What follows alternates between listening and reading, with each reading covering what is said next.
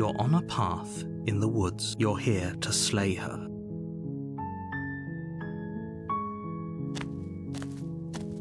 You make your way up the short path. A warning before you go any further. She will lie. We're not going to go through with this, right? Ignore him.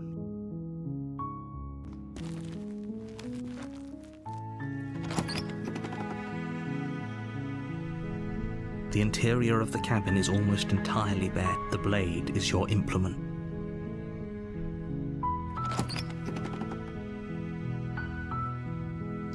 The door to the basement creaks open, revealing a staircase faintly illuminated by an unseen light in the room below.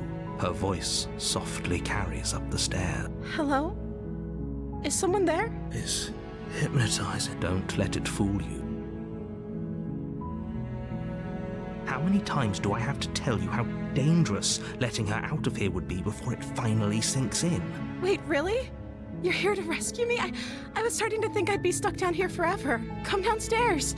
I want to see the face of my rescuer. You walk down the stairs and lock eyes with the princess. She's beautiful.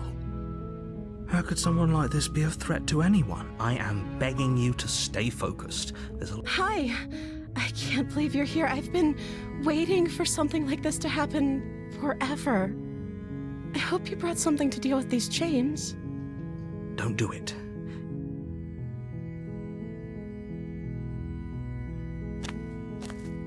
You're only making this more difficult. Thank you. Thank you. You're making a huge mistake. No, you're doing the right thing. You walk up to the chains binding the princess to the wall and give them a tug. They're large and heavy, far too solid for you to even imagine trying to break them apart. I'm guessing you don't have the key? Maybe it's somewhere upstairs. Doubtful. Whoever locked the princess away down here intended for her to never see the light of day.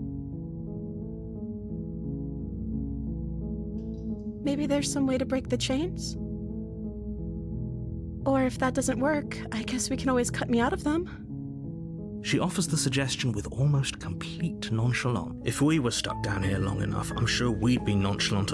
You attempt to make your way out of the basement. Is someone else here?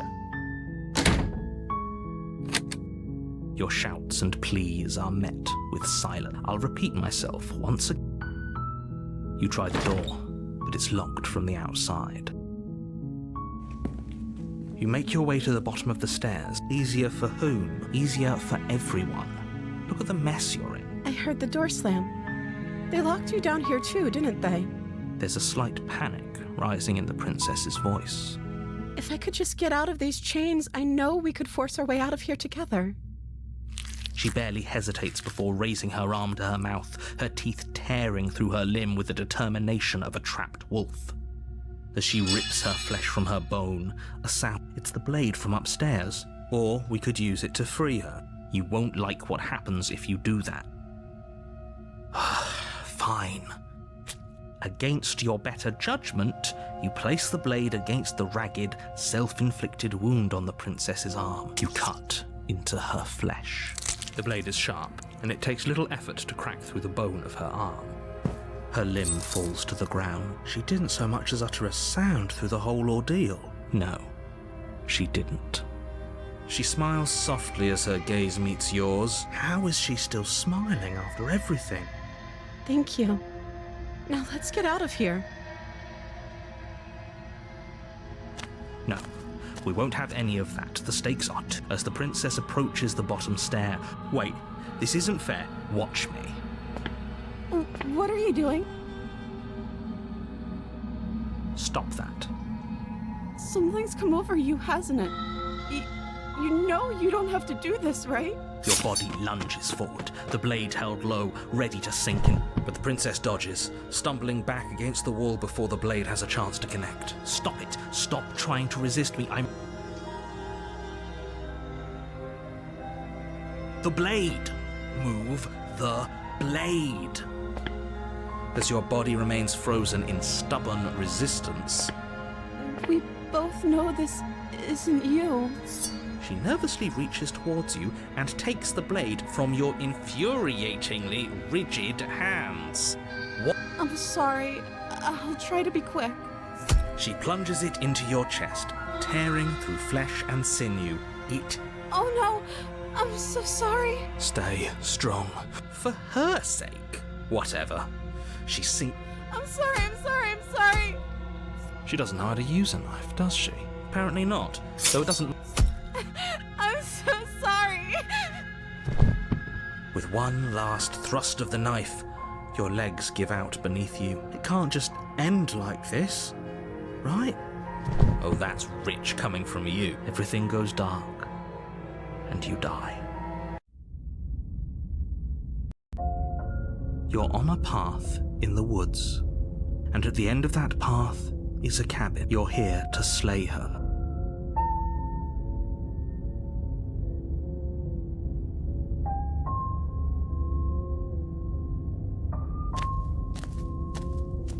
A warning before you go any further. She will lie, she will cheat. If only you knew what you did to us, you villain. Excuse me? Forget he said anything. But he is a villain. Last time, I think he just likes to hear the sound of his own voice. I do, but I also speak from the heart. Sure, yeah, your passions are strong and all, but not everyone needs to hear them. Don't pay their bickering any mind.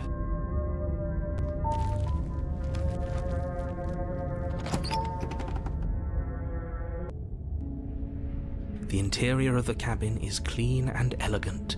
The blade is your implement.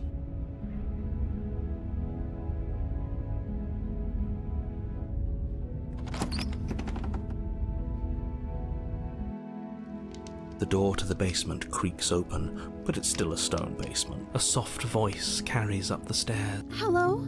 Is someone there? Her voice.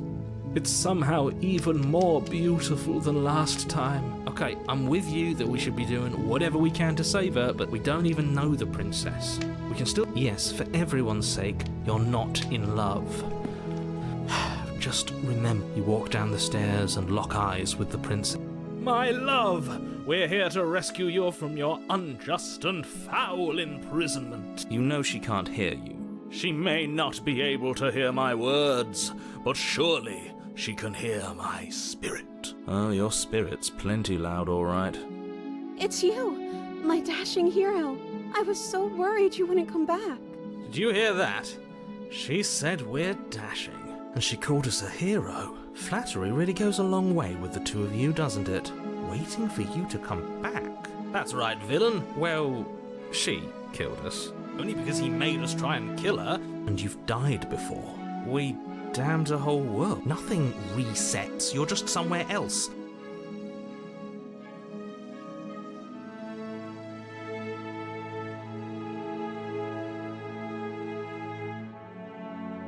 If another version of me was pushed to such drastic action, it was for good reason. That's okay. You were just doing your best, and that's all that matters. She took that in stride. To a surprising extent. That's because she's perfect. Do you think she has someone like him telling her what to do? She doesn't. I think he's right, because I like it better if she doesn't have some horrid little voice like him, always trying to drive her to violence.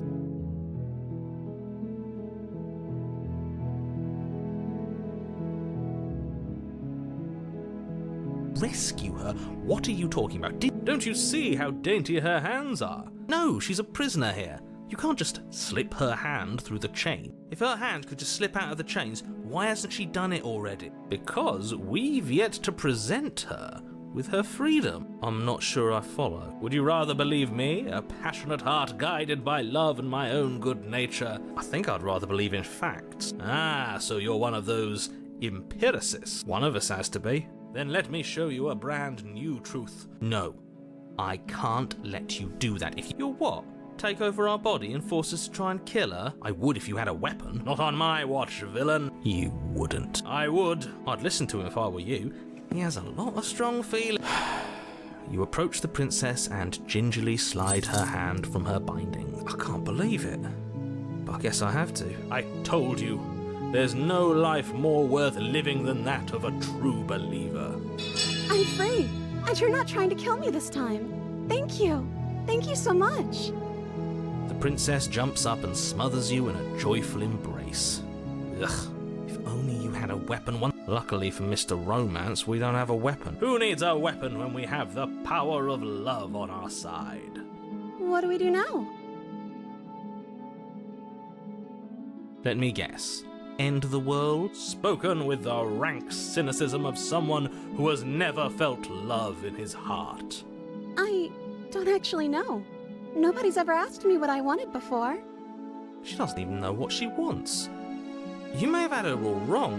What if this whole thing is just a misunderstanding? You're so gullible. I think I want to leave. And I think... The princess closes her eyes in deep reflection, and then she shrugs. I don't know. What do you want to do? I just want to make you happy. She can't just want to make us happy. It makes sense to me.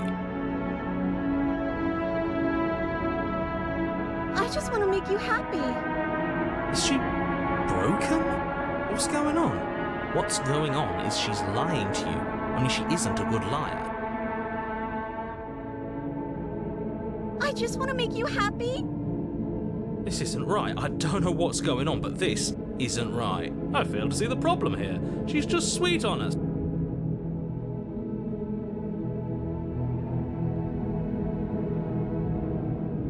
Oh, is that really what you want? If you think that would make you happy, then... Her eyes dart uncomfortably to the corners of the room. I guess we could do that. Well, at least she's normal again. Normal again? Can't you tell she's sad? She's distraught. This is unacceptable. But she can't be unhappy about staying with us. Can she? No.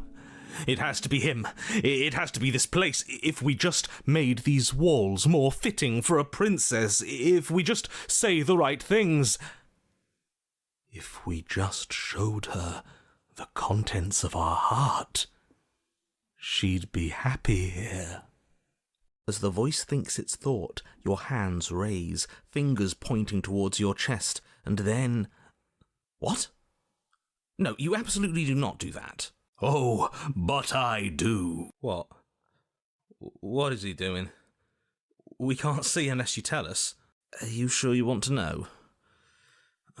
I suppose I can't stall forever. You plunge your nails into your chest, digging deep, grasping for a handhold. And you find it, your fingers curling around your ribs. Oh no, what are you doing? Are you okay? You can't do that and be okay. Time out. He should not be allowed to do that. He's not the decider. And yet, it's done, isn't it? It will be soon. You yank violently, your bones cracking with wet pops as you pull yourself apart inch by painful inch. Your exposed heart, framed by jagged ribs, thumps rhythmically in your raw, bloodied chest. The loosened threads of your body unfurling to cover the surface of the room. Don't mind my sacrifice. It's a fair price to pay to give her everything she doesn't know she wants. Oh, I see. You're trying to tell me something. The princess, mesmerized, reaches towards your beating heart, and then everything goes dark and we die? Yes.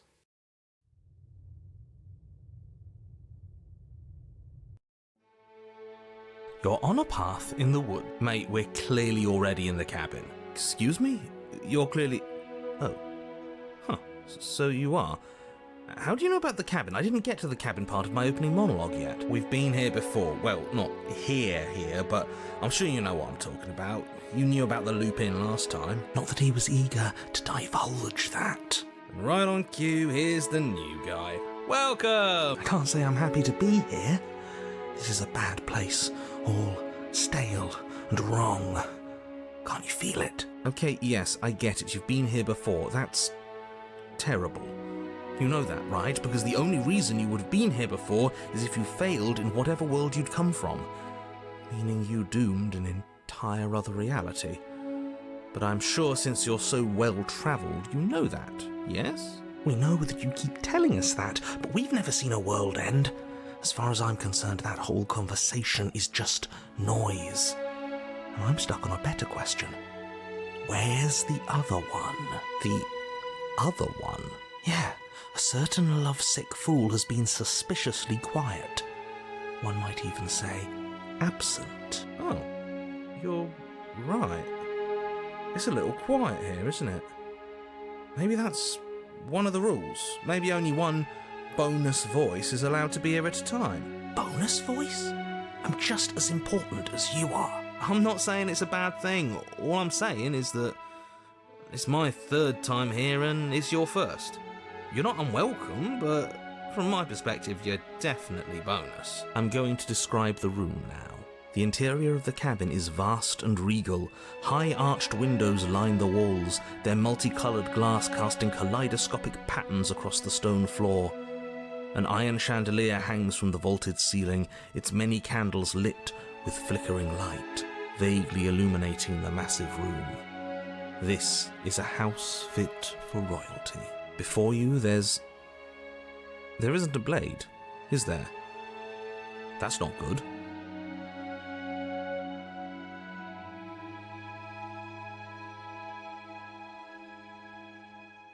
I see your point, but it's still an option that's been taken away from us. I don't like losing options.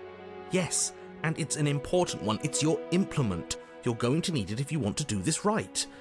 And the fact that you're here, right now, again, means that you have not yet done this right. But it's not there, is it? We don't even get the choice. So, what are we supposed to do? I don't actually know. I'm sure it'll turn up somewhere. It has to. It's part of the whole structure of this place, I think. At the very least, it's important.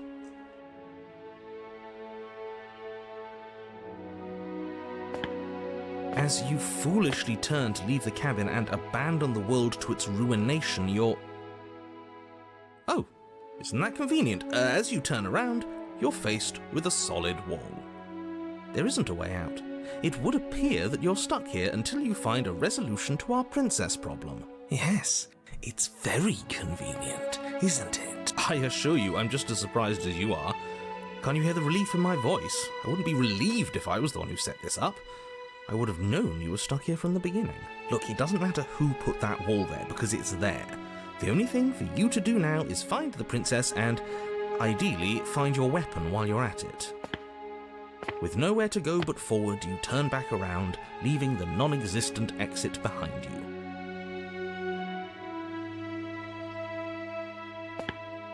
You cross the room, stopping just in front of the door to the basement. The handle is right there. Do feel free to give it a push as soon as you'd like. There is no door, there's a mirror. No, there isn't. What a strange thing to lie about. That's because I'm not lying. Look, if you need help, just raise your hand, and I'll guide it where it needs to go. You reach forward, your hand instinctively wrapping around the handle. It's gone. I don't like things disappearing on us. I don't like how fluid reality seems to be. Neither do I. And then you push the door open. Marvellous. We can proceed. It would seem that the stairs to the basement don't lead to a basement at all. Rather, they go up.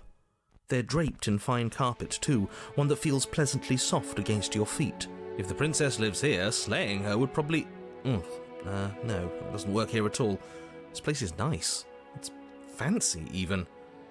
I have to say, whatever you did in your previous lives, I deeply dislike how much it's thrown me off my rhythm. Well, if all of this has thrown you off your rhythm so much, then maybe we don't have to slay the princess. No, you absolutely do. Just because she lives in a nice, exitless house doesn't mean that she doesn't pose a direct threat to all of reality. It's in her very nature. Am I the only one who remembers how much she changed last time? Does she even have a nature? That is precisely why she poses a threat. I don't know, she got weird for a second, yeah, but she didn't change that. We have to move on. This is a wildly dangerous line of reasoning. No, you can't just say that and not... Her voice, gentle and warm, with an undercurrent of fatigue, rolls down the stairs. You're home. Dinner's ready. As much as I desperately want to know what happened last time, we are not going to examine it. The more we think, the worse this gets. Why are you so on edge? This is much nicer than what we're used to. I'd like to have dinner. Dinner sounds nice. That is the problem. This isn't supposed to be nice, and she's supposed to be a prisoner. I need to stop talking. I need to stop talking. Just go upstairs, okay? And don't eat the food. This hall, like the one below, is grand and beautiful. Torches bathe the room in warm, comforting light, just enough to illuminate the tapestries along every wall, woven with scenes of chivalry and courtship and romance. The many cloth eyes are fixed on each other, gazes averted from the long table in the centre of the room, the princess seated at its far end. Your pristine blade glints in the weak torchlight, hanging from a golden chain around the princess's neck. So that's where it is. And the tip is already pointed right at her heart. Okay, everything is falling back into place. All you have to do is cross the room, push down a little, and the entire world is saved. That's easy. Isn't that suspiciously easy? There has to be a twist. There has to be something waiting for us. You saw what happened to her last time. She's not what she seems. You're here. Now we can start being happy together. Why don't you sit down? Wouldn't that be nice? As the words leave her mouth, the torches flare and a chair swings in from behind, knocking your legs out from under you. You're forcibly seated at the head of the table. Isn't that better? It is better, right?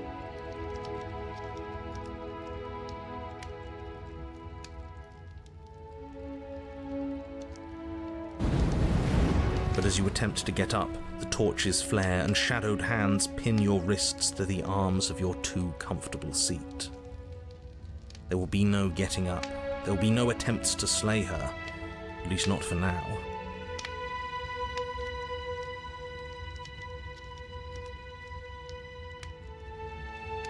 The princess smiles nervously.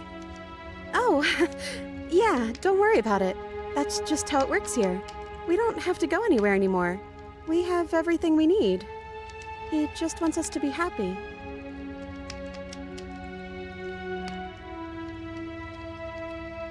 He's the voice that whispers sweet nothings in my ear. I think he made this place for us. It all makes sense now. It's him, isn't it? He's making all this happen. He's the one who trapped us here. Who? The lovesick one, the one from last time. He's not gone. He's just with her now. He's the shadow.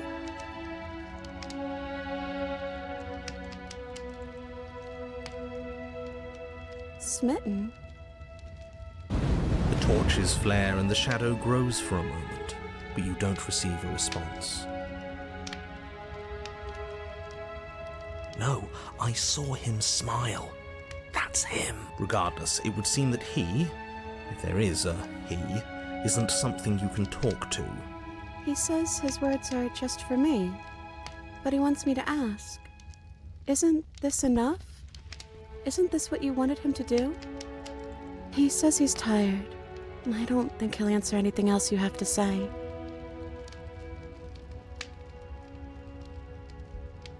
It's our happy ending, just like you asked for.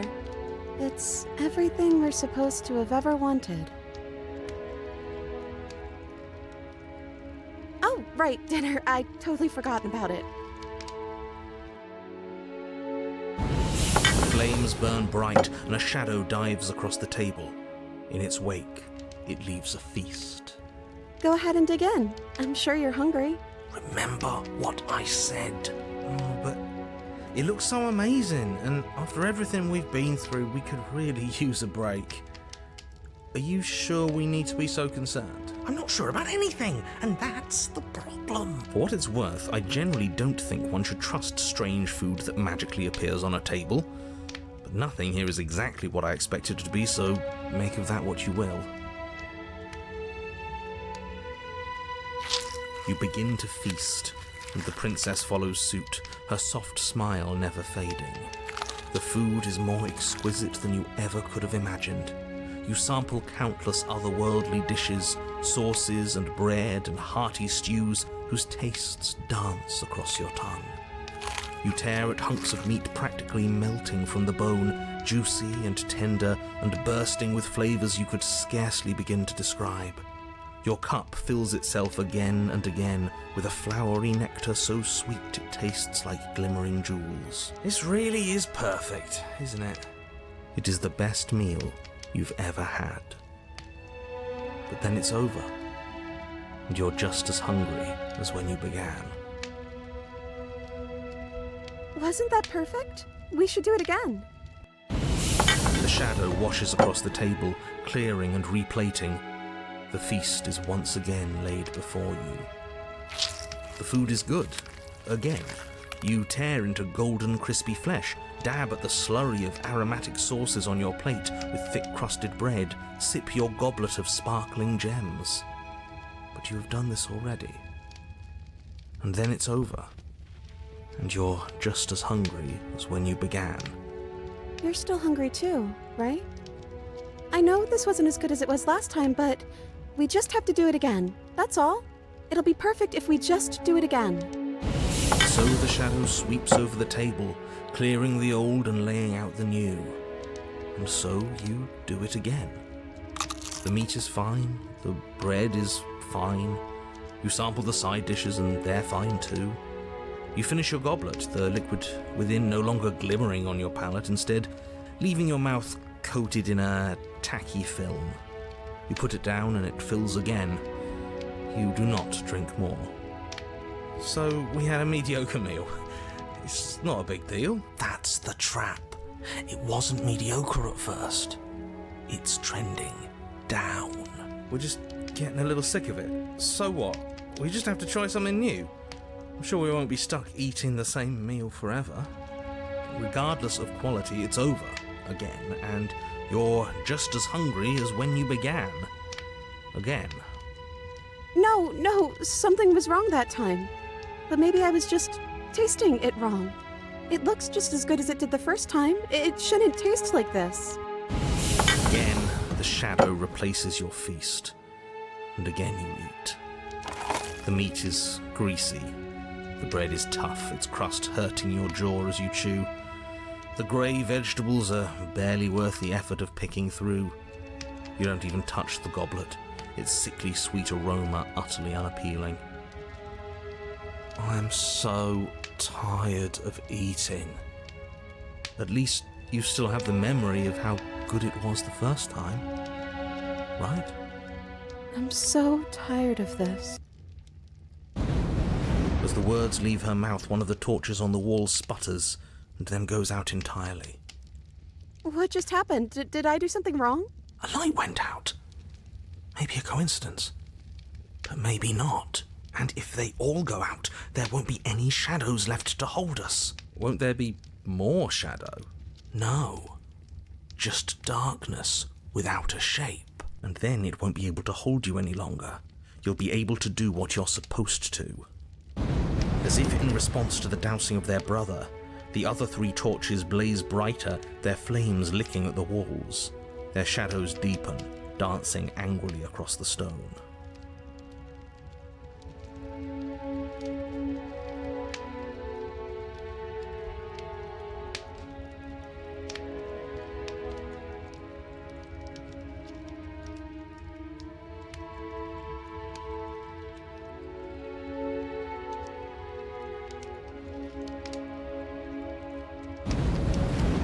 I didn't mean to. I promise. Everything is fine. Everything is fine.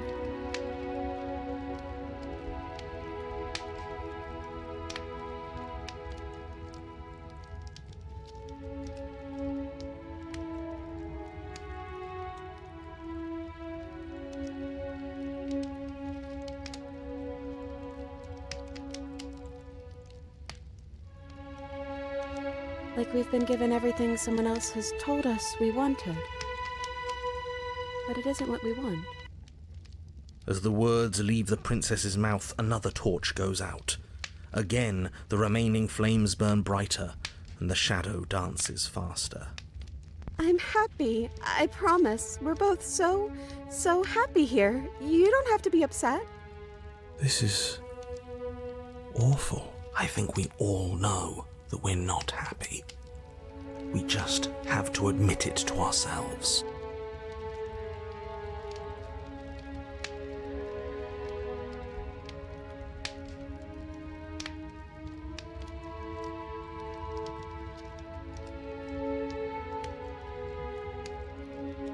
I don't know. Maybe we could play a game.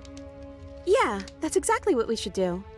The flames roar and the shadow comes dancing across the table.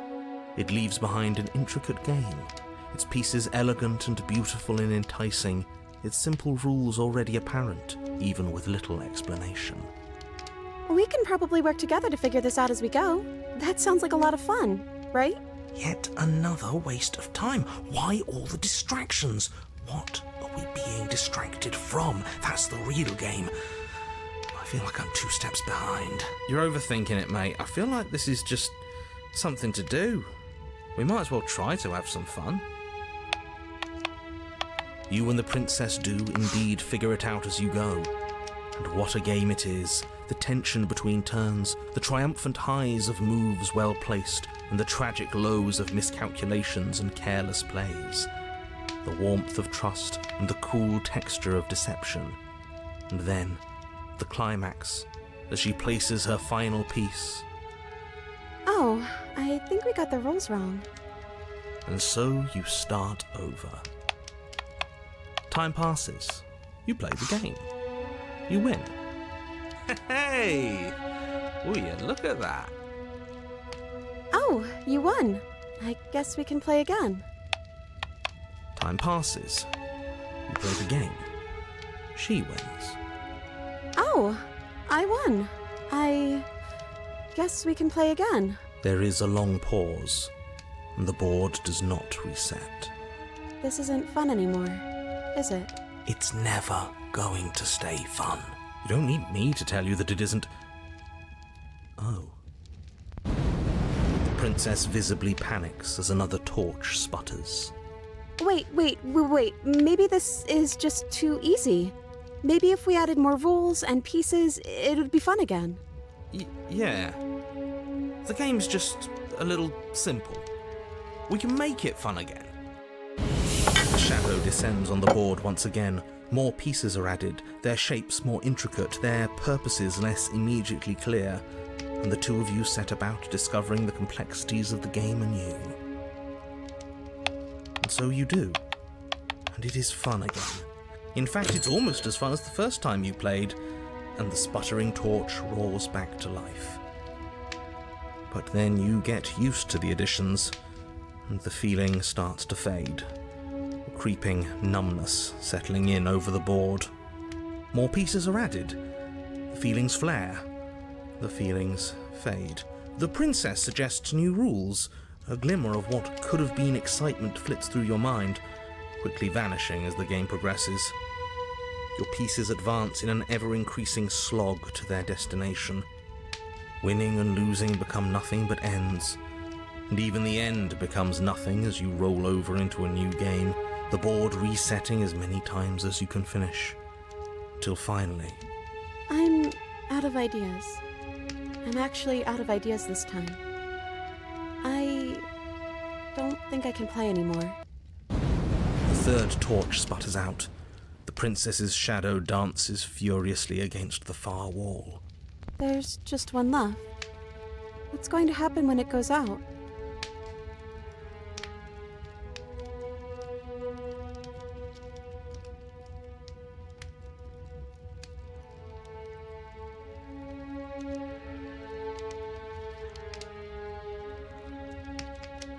I think I'd like to dance under the stars. That sounds lovely. But there aren't any stars here. I'd have to leave. As she says that, the shadow rushes forward and tightens its grip on her wrists. I'm not happy here. I don't think I ever was. The princess sobs, burying her face in her hands as the final torch blows out.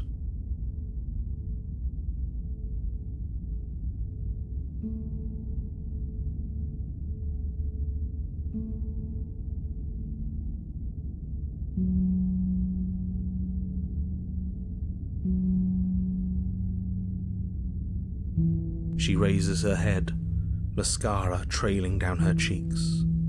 No, it feels like an important part of me is gone. But I'm still here. I don't know what to do with that. I don't know how I'm supposed to pick up the pieces. The princess's eyes dart to the floor. Well, we can't sit here forever. That part of us is over. The princess pushes herself from her chair, and you instinctively do the same, waiting by the top of the stairs as she quietly crosses the room. Do you still care about me?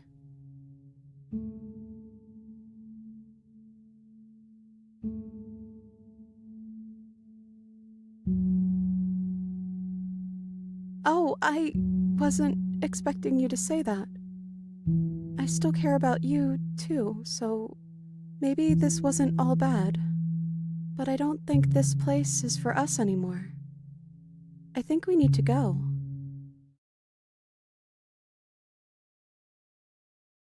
As the princess steps towards the stairs, you offer her your hand. The corners of her mouth curl into a demure smile, and she gently takes your hand in hers. She's cold, a little clammy, but her skin against yours is the most real thing you have ever felt. You're offering surprisingly little resistance. If we leave the cabin, doesn't that end the world? It does, if he's telling the truth. Yes, well, I've seen my fairy tale ending, and I think there might be worse things than the end of the world.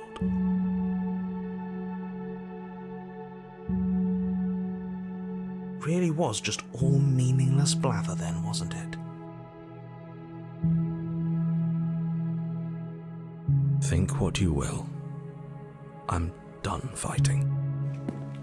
You and the princess don't exchange words as you descend the stairs to the cabin's entrance.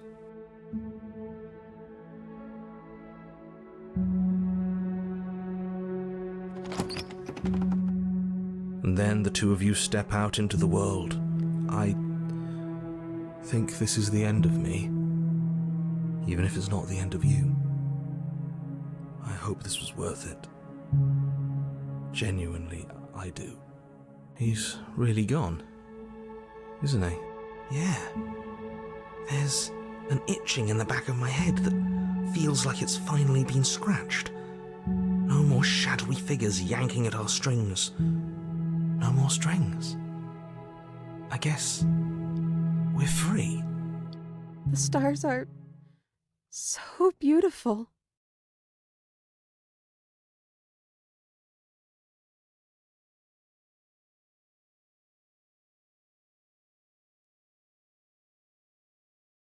I meant it when I said I wanted to dance.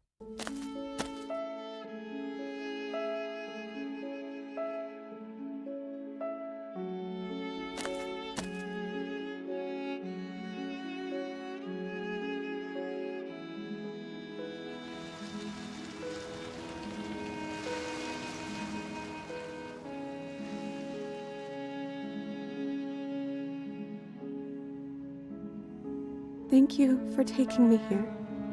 This is nice, even if it's a little cold outside.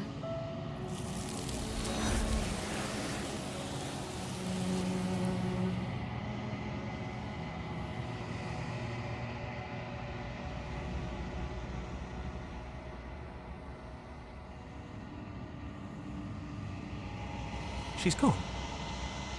Where did she go? Should we try and find her?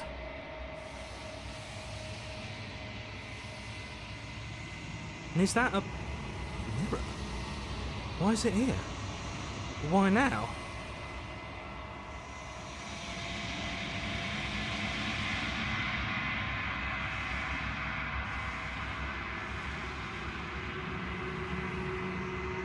I'm begging you, don't do this.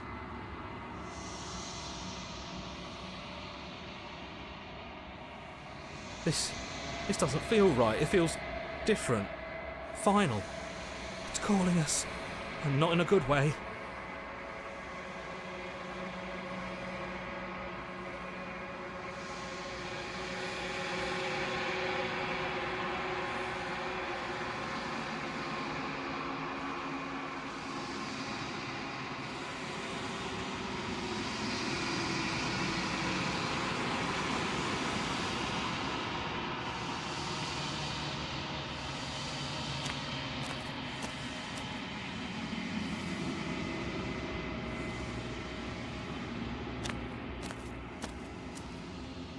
Something finds me in the long quiet and brings me the gift of a fragile vessel.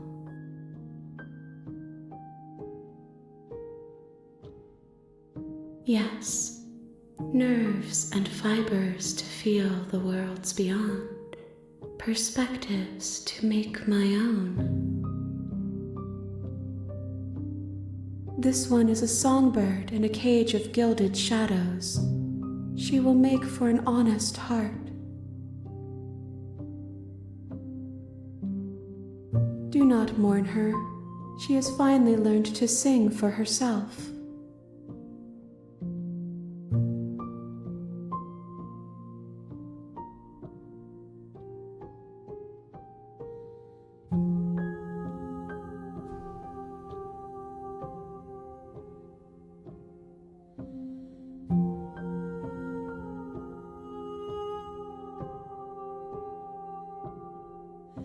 I'm sorry.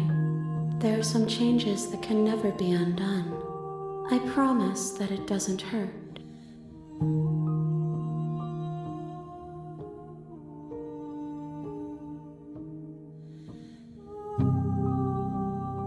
Nothing, as we are, but I know that there are worlds beyond us, and that we are meant to reach them. There is no exit, but this vessel is a creature of perception. She can make you forget, if only you believe her to be able to. Bring me more perspectives, so that I may be whole, and perhaps then we will know our freedom.